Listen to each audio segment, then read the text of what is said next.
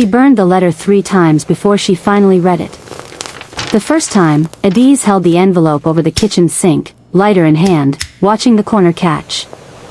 Then Kofi started crying from his bedroom and she dropped it in the water and spent 40 minutes rocking her son back to sleep, singing the Igbo lullaby her grandmother had given her, the one she'd never quite managed to teach anyone else. By the time she returned to the kitchen, the envelope sat wet and wrinkled on the counter. Unopened. Accusing. The second time, she made it all the way to her building's parking garage, engine running, envelope on the passenger seat. She sat with her hands on the wheel for 7 minutes, she counted, before she drove back upstairs, left the envelope on the kitchen table, and went to bed. The third time, it was 4 in the morning and she'd been staring at the ceiling long enough that the shadows had started to look like faces. She got up, made tea she didn't drink, and stood at the kitchen table until the trembling in her hands settled to something manageable. Then she opened it. 3 lines. No greeting. No signature. You kept a secret that was never yours to keep. I have kept mine. It ends now. Dinner. Thursday. The Nuri room. 7 o'clock. I will be there whether you come or not, but I think you know that if I have to find you myself, the conversation will be less gentle. She knew the handwriting before she finished reading. The way he made his 7s with a deliberate horizontal bar across the middle, European style, he'd told her once, laughing, because his boarding school in Lausanne had considered it more precise. She had teased him about that for 6 months. She had fallen in love with him while he was laughing about a 7. Adaeze folded the letter carefully, put it in the empty sugar bowl on the back shelf, and went to check on her son. Kofi slept on his stomach, one arm flung out, his small fingers curled loosely around nothing. He had his father's hands. She had noticed that 4 days after he was born and had not stopped noticing it since. The long fingers, the particular shape of the knuckle, identical. A fact she had swallowed and swallowed for 4 years, and now it sat in her chest like a stone that had finally grown too heavy to carry alone. I don't know what I'm doing, baby, she whispered. She wasn't sure if she was talking to Kofi or to herself. Probably both. She pulled his blanket up, kissed the back of his head, and went to call her sister. Yolanda answered on the second ring, which meant she had been awake. Yolanda was always awake. She ran a catering business and a grudge simultaneously, with equal energy. He found you, Yolanda said immediately, before Adaeze could speak. Did you tell him? A long pause. The particular quality of the silence told Adaeze everything. Yolanda. He called me 8 months ago. Her sister's voice was careful, the way it got when she had already rehearsed the conversation. He wasn't asking about Kofi. He was asking if you were safe. He knew you were in Cape Town. He just wanted to know if anyone had approached you, if you'd had any trouble. You told him about Kofi. He already knew there was a child, Adaeze. Someone had already told him that much. He just didn't know, a breath. He didn't know Kofi was his.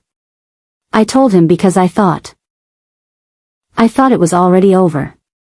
I thought if he found out from someone else, it would be worse. Adaeze sat down on the kitchen floor. Just sat down, right there on the tiles, because her legs made the decision before she did. How long ago did he know?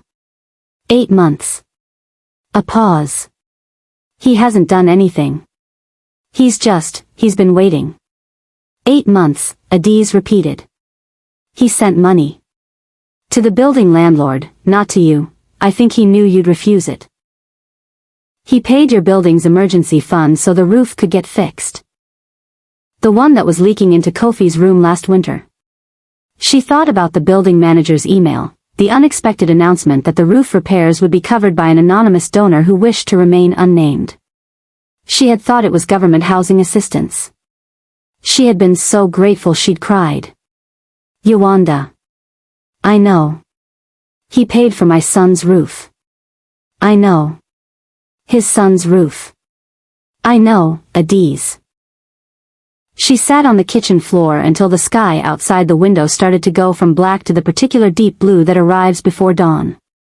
Then she got up, made fresh tea, and began to think about Thursday. The Nuri room was not a restaurant Adaeze could have afforded to look at from the outside. It occupied the top floor of a hotel on the Cape Town waterfront that had a different kind of silence than other buildings. The silence of very serious money, the kind that doesn't need to announce itself. The maitre d', who met her at the private elevator, wore a suit that cost more than her monthly salary and smiled in a way that managed to be warm and evaluating simultaneously. "Miss Adaeze. He asked that I bring you directly." He did not say who he was. He didn't need to. She had spent 3 days preparing for this. Had run through every version of the conversation in her head, had anticipated every question, had built small walls of language around the things she needed to protect. She felt, walking into the elevator, like a woman who had memorized all her lines and was about to discover the play had changed. The elevator opened onto a room that looked over the harbor, the ocean enormous and dark beyond the glass. The last of the evening light was going out of it like a candle. Slowly, in stages, each one dimmer than the last. Shin Hyunjin was standing with his back to the room, looking out at the water. He was wearing dark clothing, no jacket, his hands clasped loosely behind his back in the particular posture of a man accustomed to waiting but not to. When he heard the elevator, he didn't turn immediately. He waited one deliberate beat, the same way he had always done everything, with that maddening, meticulous control that she had once loved and had learned to interpret as armor. Then he turned. For years. She had thought she remembered him exactly, had been careful about it, maintaining the accuracy of her memory the way you'd maintain a wound you needed to keep clean. But the actual man standing in the actual room was different from the image she'd been carrying. There was something in his face that hadn't been there before, a density, a gravity, as though he'd been compressed by the weight of intervening time into something harder and more permanent than he'd been at 30. He was also, God help her, still the most focused person she'd ever been in a room with. When Shin Hyunjin looked at you, he looked at you. Not at the space around you, not at whatever was behind you. Just you, with the particular attention of someone for whom attention was currency and he was choosing to spend it. "You came," he said. "You didn't give me much of a choice. I gave you every choice." His voice was the same. Lower than you expected when you first heard it, with that deliberate cadence he developed, she'd always suspected, to make people lean toward him when he spoke. "I simply made clear what the alternatives looked like. That's not the same as a choice." "No," he agreed. "It isn't." He gestured toward the table. "Please." She sat. He sat. Between them, the table held water, wine she hadn't asked for, and a silence that had 4 years of weight pressing down on it. "Ask me," Adaeze said. He looked at her for a moment. Something moved behind those dark eyes, the smallest turbulence, quickly smoothed. His name. Kofi. How old? 4. He'll be 5 in M. The calculation was visible, she could see him doing it, placing events in sequence, arranging the timeline with the same methodical precision he applied to everything. What his expression did with the result of that calculation was something she did not have words for. She wasn't sure any existed. "He's healthy," she said, because she had to say something. He talks too much, which people tell me is my fault. He's obsessed with cars. Not toy cars. He'll spend 20 minutes looking at a real car in a parking lot, studying it, trying to figure out how the parts connect. His nursery teacher says he has an engineering mind." She stopped. Started again. "He laughs at everything. He finds almost everything funny. I don't know where that comes from." "My father," Hyunjin said. His voice was very quiet. "My father laughed at everything. It drove my mother insane." A pause. "He died 8 years ago." He didn't get to, he stopped. Adaeze waited. "He would have lost his mind over a grandson," Hyunjin said finally. "He would have been completely useless. He would have bought Kofi everything in every toy shop in Seoul and then argued with me about spoiling him and then bought him more. Something in his face, in the controlled terrain of it, shifted. Opened briefly. He would have been there for every single thing. The words landed between them and just stayed there. "I'm sorry," Adaeze said. And she meant it, the kind of sorry that doesn't excuse anything, that doesn't ask for anything in return, that's just a true thing in a situation full of complicated things. "Tell me why," Hyunjin said. Not angry. Not accusing. The question of a man who has had 4 years to be angry and has now arrived somewhere past it, somewhere exhausted and clear. "Tell me the real reason. Not the one you've been rehearsing." Adaeze looked down at her hands. "I was at the harbor that night," she said. The night the night of the Songsan deal. I wasn't supposed to be anywhere near it. I'd come to meet you at your office and your assistant said you'd be back in an hour and I decided to wait in the cafe downstairs. You saw. I saw enough. She looked up. I saw what happened to the man from the other side. I saw your people. I saw how it ended. She exhaled slowly. I had been telling myself. For 8 months, I had been telling myself that you were complicated, that the rumors were exaggerated, that every powerful man accumulates stories and most of them are distortions. She pressed her lips together. And then I watched a man beg for something in a language I didn't speak, and I watched your face while he begged, and I understood that the stories were not distortions. Hyunjin didn't look away. Didn't defend. No, he said. They weren't. I was 3 weeks pregnant. I didn't know yet. I found out on the plane. She folded her hands flat on the table. And I made a decision that I have spent 4 years being uncertain about every single day. Why didn't you tell me? The question was raw in a way that his face wasn't. Not then, I understand then. But later. When Kofi was born. When he was 1, 2, 3.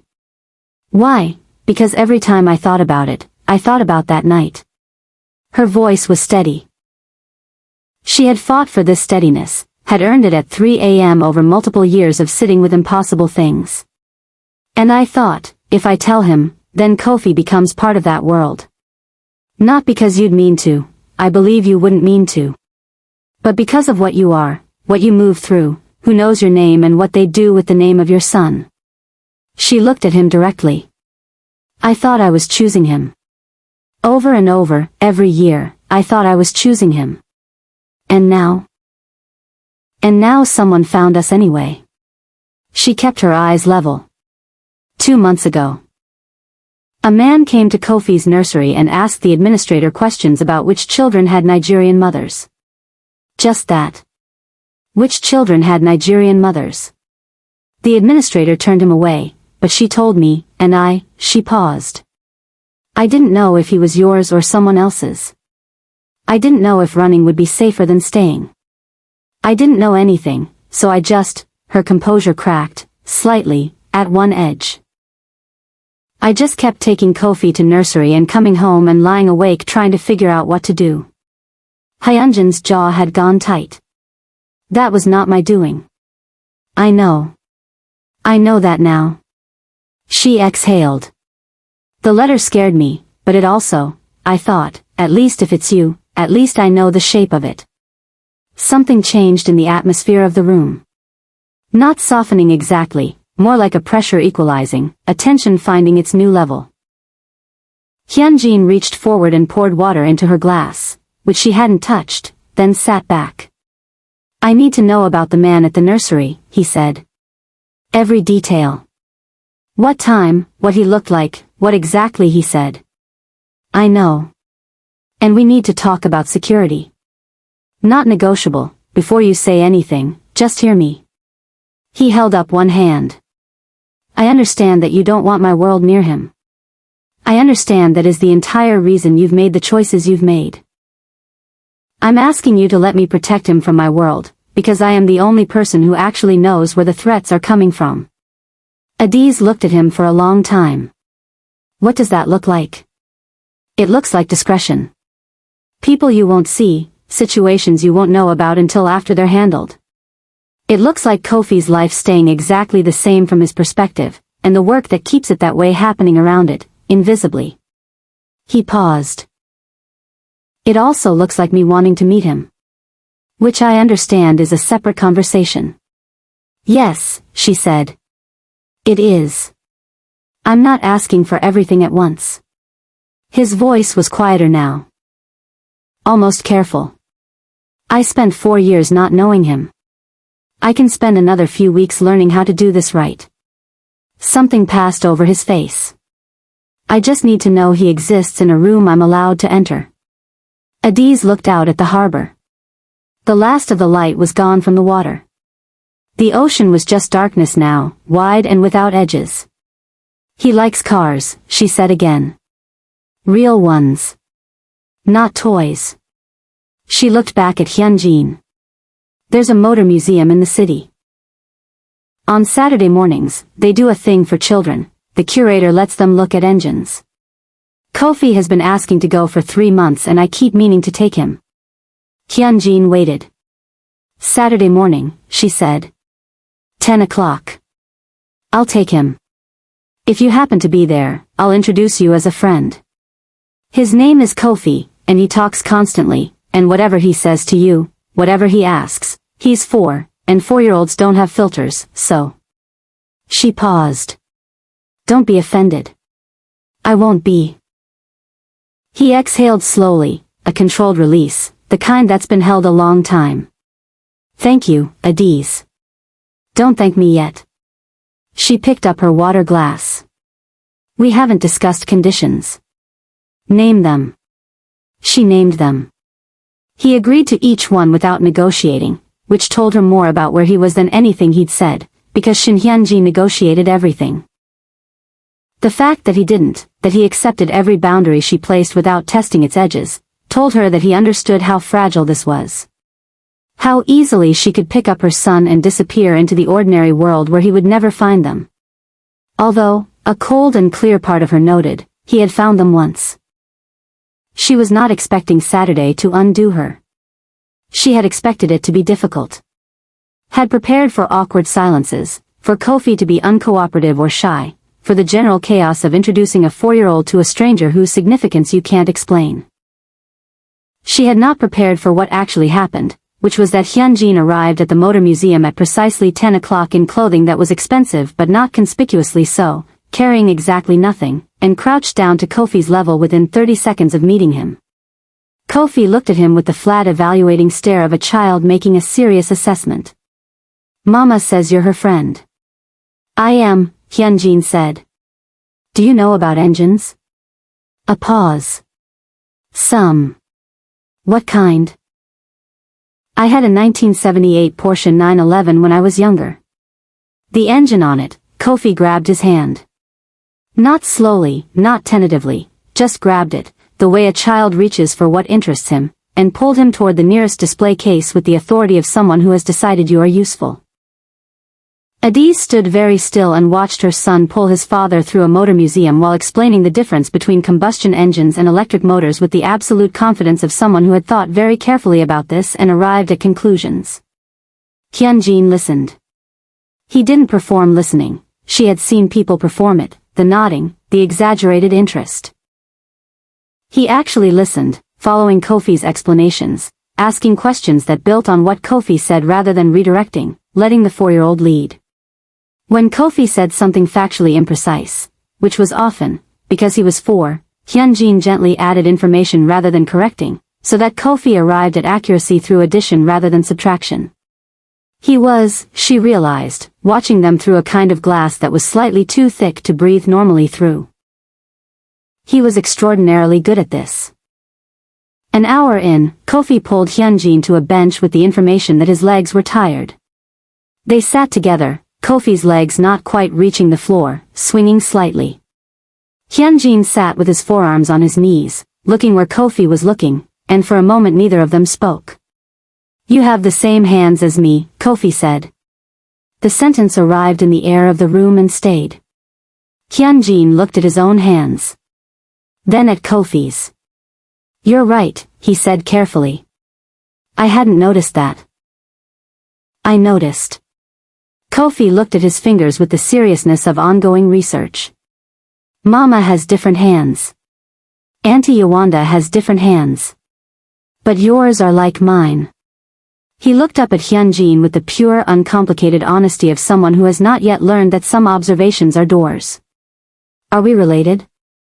Adaeze made a sound she was not entirely able to control. Hyunjin looked at her over Kofi's head. In his eyes, those composed, carefully arranged eyes, was something that had no arrangement, no composure, no carefully constructed architecture. Just the raw face of a man standing at the edge of something enormous.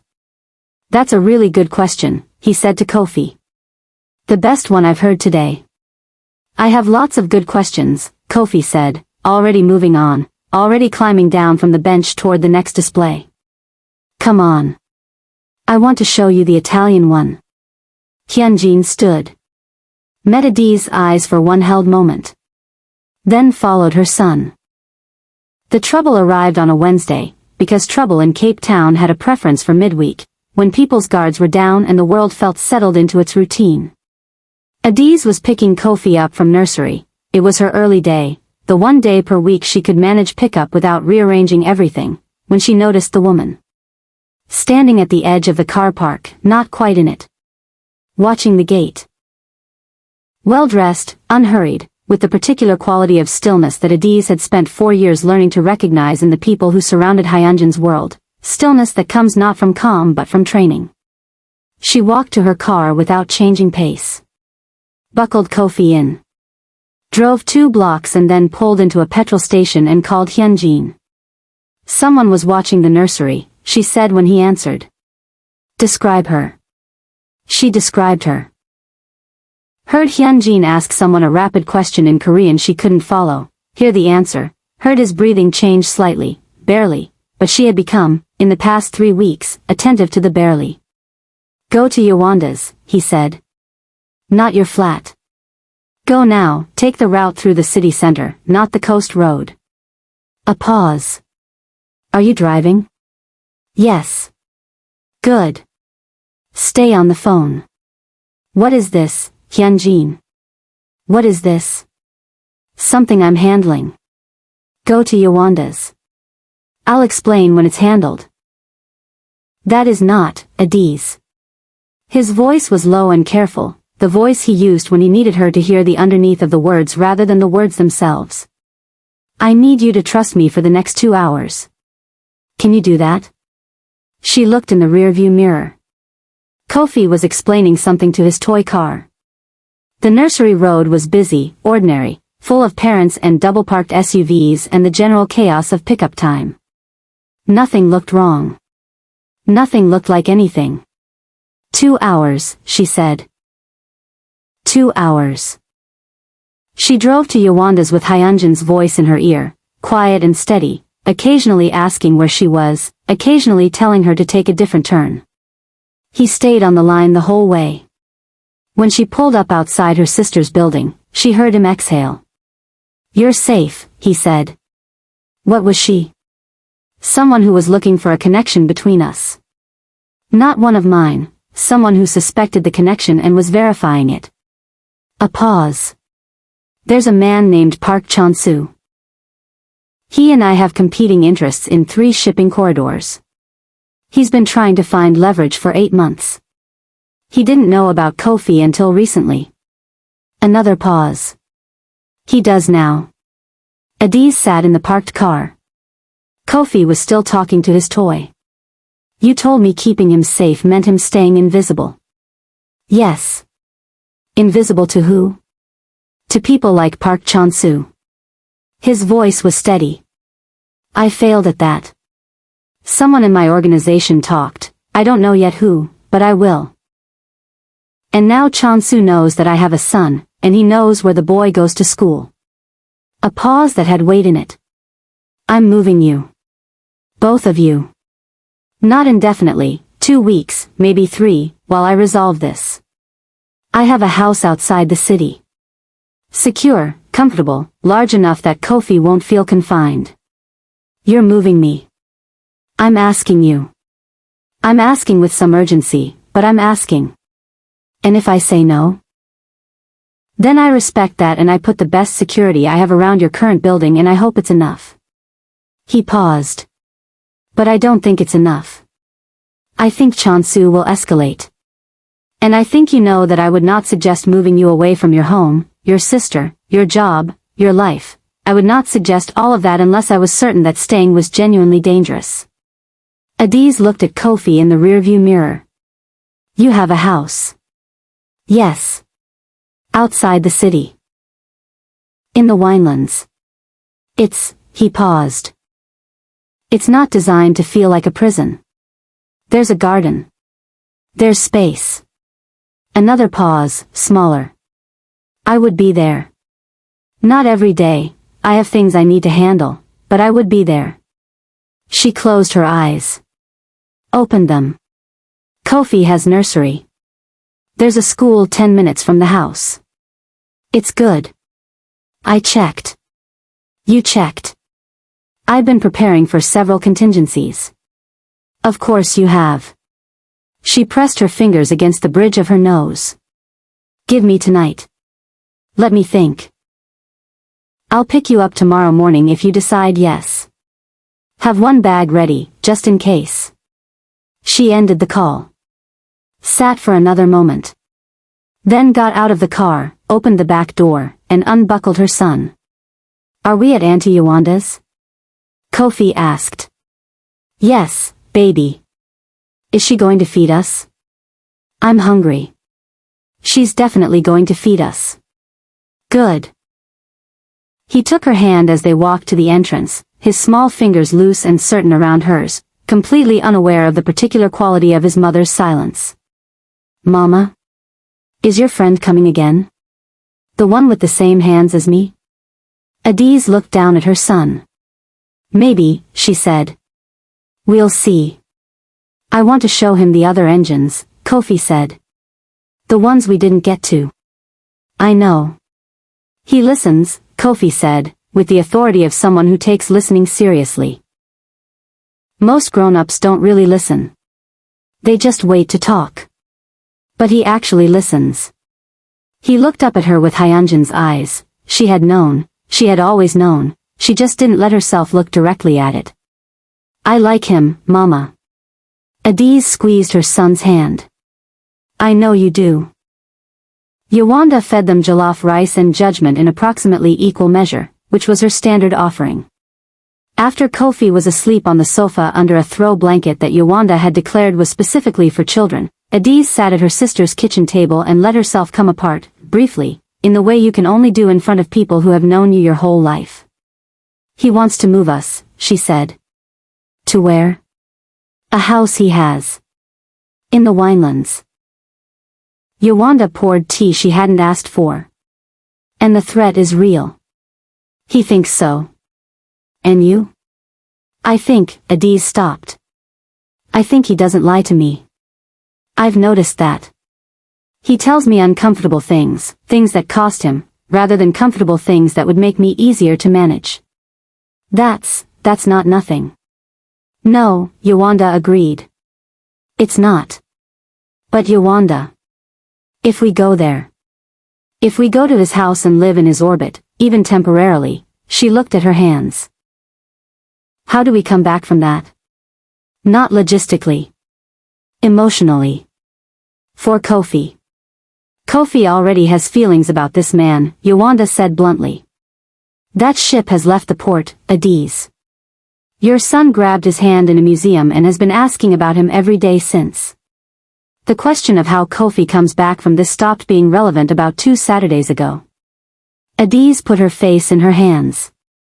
You kept a secret for 4 years, Yowanda said, not unkindly. And the secret kept you safe, mostly. But it also kept you, small. Running your whole life in a very tight circle so nothing could get close enough to disturb it. And now it's disturbed. She put a hand on her sister's back. Maybe that's not only a disaster. He's dangerous, Yowanda. Yes. His world is dangerous. Yes. I don't know how to live in it. Then learn, Yolanda said simply. You've learned everything else you've ever needed to know. You learned how to have twins in a country that wasn't yours. Don't make that face, I know Kofi was one person, I'm speaking historically. You learned how to build a life from very little, you learned how to raise a boy without, she stopped. You can learn this too. Adaeze lifted her face from her hands. Looked at her sister. When did you get wise? I've always been wise. You never asked me anything. She said yes in the morning. 1 bag for her. 1 bag for Kofi, which he packed himself with ruthless efficiency, 3 toy cars, his good blanket, the book about engines he'd received for his birthday, and 1 sock. Kofi, you need more than 1 sock. The other one is in the wash. We can, she stopped. Never mind. I'll pack the rest. Hyunjin came at 8. He was alone, no visible security, though she understood they were somewhere, and when Kofi opened the door and immediately began describing a problem he'd been having with the wheel on his favorite toy car, Hyunjin crouched down and looked at the wheel with complete seriousness and said, I have a toolkit in the car. Kofi looked at him. A real one? Real tools. Can we fix it on the way? Absolutely. She stood in her hallway watching her son take her ex-lover's hand and pull him toward the elevator, already talking about axles, and thought about the 4 years she'd spent trying to protect them from exactly this moment. From connection, from complication, from the terrifying, irreversible thing that happens when a child decides he trusts someone. The terrifying, irreversible thing had already happened. She picked up both bags and followed. The house in the Winelands was not what she had expected. She wasn't sure exactly what she'd expected, something fortress-like, perhaps, something that announced its security in visible, intimidating ways. Instead it was low and white and wide, set back from a road she'd never have found alone, with a garden that in the late winter light was mostly dormant but had the bones of something extraordinary. Mountains behind it. Vineyards to the left. A silence so complete after Cape Town that Kofi stood in the driveway for a full minute with his mouth open. Are there animals? He finally asked. There's a tortoise, Hyunjin said. He lives in the garden. He's been there for longer than I've owned the house. What's his name? He came without one. Kofi looked at him with the seriousness of someone being handed a great responsibility. We should fix that immediately. Completely agree. They spent the first afternoon naming the tortoise. Kofi rejected 7 suggestions, his own and Hyunjin's both, before settling on Admiral, which he felt was appropriately distinguished. Adaeze sat on the garden steps and watched her son crouch beside an elderly tortoise and formally introduce himself, with Hyunjin crouching beside him, and tried to hold the image loosely, the way you hold things you're afraid of losing. That evening, after Kofi was asleep in the room he'd selected because it had a window facing the mountains, Adaeze and Hyunjin sat on the terrace with wine neither of them was especially drinking and the kind of silence that has known you long enough to be comfortable. The man from your organization who talked, she said. Have you found out who? Yes. Was it resolved? A pause. Yes. She didn't ask what resolved meant. There were still things she couldn't ask, still territories in his world that she navigated around the edges of. And Chansu? Being handled. He turned his wine glass slowly on the armrest. It won't be immediate. A week, possibly 2. I'm sorry you're here instead of home. The garden is extraordinary. Kofi has named the tortoise. I heard. I want to know what comes after, she said. When this is handled. When we can go back. She looked at him. What does that look like? What do you want from us? He was quiet for a moment. Out in the vineyards, something moved, a night bird, probably, rustling through the vines. I want to be his father, Hyunjin said. Not a visitor. Not a man he sees on scheduled Saturdays. I want to know him the way you know him, every version of him, the tired version, the difficult version, the one that makes everything funny. A pause. I want to earn that. I know I can't just claim it. No, she agreed. You can't. I also want, he stopped. Started again with the careful precision of a man who has thought about every word in advance. I don't want to be something that happens at a distance from your life. I understand that what I am is complicated. I understand you've built something real without me and I have no right to restructure it. He looked at her directly. But I would like the chance to be present. In whatever form you can allow. Adaeze looked out at the dark garden. At the mountains, which were just shapes now, solid black against a blacker sky. My grandmother used to say that the most dangerous invitation you can accept is the one from someone who already knows you, she said quietly. Because they don't need to convince you of anything. They just have to remind you. Hyunjin said nothing. You remind me, she said. Of things I decided not to want. Of things I put down because I needed both hands for other things. She turned to look at him. I'm not saying yes to everything. I want that understood. But I'm also no longer saying no to the conversation. Something in his face, just briefly, just for a moment, let go of itself. I'll take the conversation, he said. The message came 11 days later, while Kofi and Admiral the tortoise were having what Kofi considered a relationship and Admiral considered a one-sided situation in the garden. A number she didn't recognize. 6 words. He is not what you think. Then, a moment later, there are things he has kept from you. About how he found you. About what was done in your name without your knowledge. I can prove it. Meet me. Adaeze stood in the kitchen doorway, phone in hand, the late morning light pouring gold across the garden where her son was explaining something at length to a tortoise. Somewhere in the house, she could hear Hyunjin on a call, his voice low and steady, the language switching between Korean and English in the way it did when he was working through something complex. She thought about trust. About the architecture of it, how you build it, how you test it, what happens to it under pressure. She thought about 4 years of silence and what it had cost, and what the ending of it was costing now, and whether the costs lined up in any way that made sense. She thought about Kofi, running a gentle hand along the tortoise's shell, narrating the encounter in a running third-person commentary the way he always did when he was completely absorbed. Kofi approaches the Admiral carefully. The Admiral considers his options. Her phone buzzed again. Same number. Before you decide, ask him about the fire in Lagos. Ask him what happened to the woman who helped you leave. Ask him if he knows her name.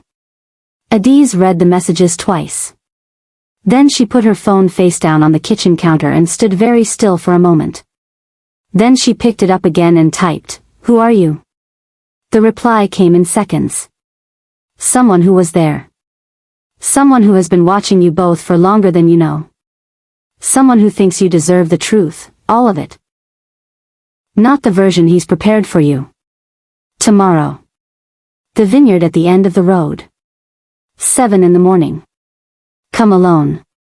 Adaeze looked out at her son and the tortoise and the mountains beyond them and the ordinary extraordinariness of a morning she hadn't expected to have and couldn't quite believe she was allowed to keep. She had come this far by deciding, every time there was a door, whether to open it or walk past.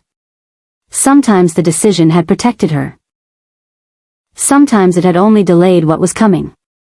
She didn't know yet which this was. She looked at her phone.